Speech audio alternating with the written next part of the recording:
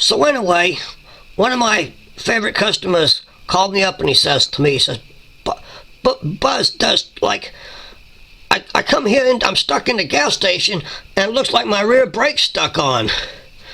And there's no way that the bike will move. It won't move forwards or backwards, and the brake's red hot, and it's stuck, the brake's stuck on, and I powered it here in third gear at full throttle, all the way off the freeway. And so I told him, well, loosen the brake line right here. Get you a pair of pliers or something and loosen that brake line. And he did, and all the brake fluid started shooting out of there. Then after the rear brake cooled off finally, he was able to roll the bike and drive it home on with just a front brake, right, on this here electric glide. So then he brought it into my shop and I said to him, I said, well, I see what your problem is right here.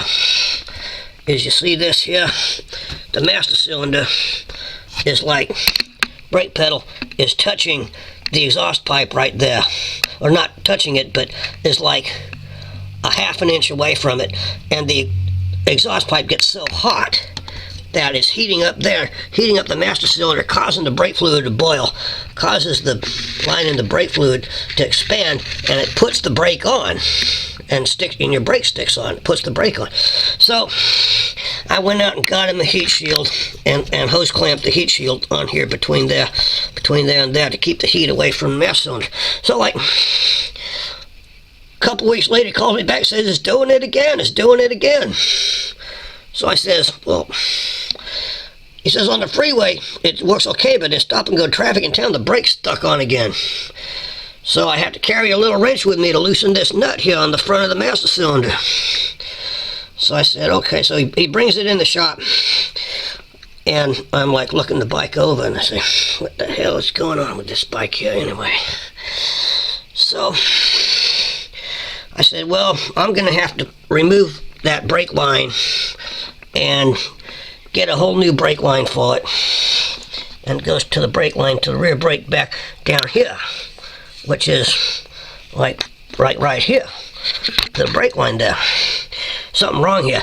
The brake line must be touching the top of the motor. Must be touching the motor down there. And I'm thinking, some asshole built that thing wrong. You know, it's not Harley-Davidson. It's not their fault. So I lay the bike over on its side and I'm looking underneath there, and the brake line's okay. It's clipped in its keepers. It's straight. It's all factory stock.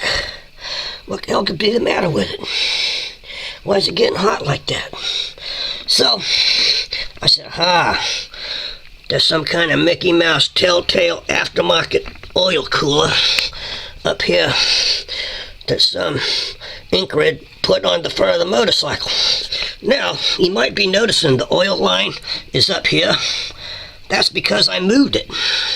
It was zippy tied to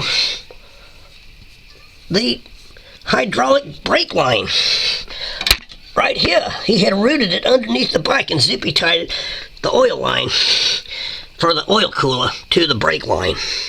And that apparently is what was making the brake fluid expand and putting the brake on.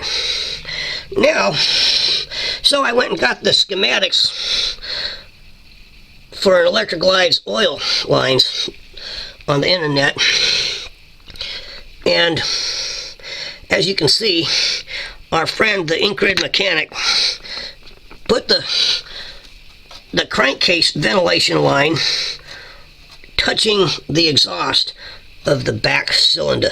Right there, the hose clamp is actually holding it away from the exhaust.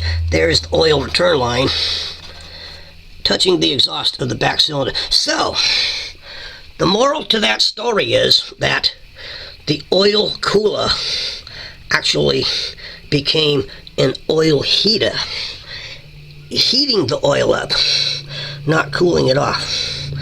And that ought to set your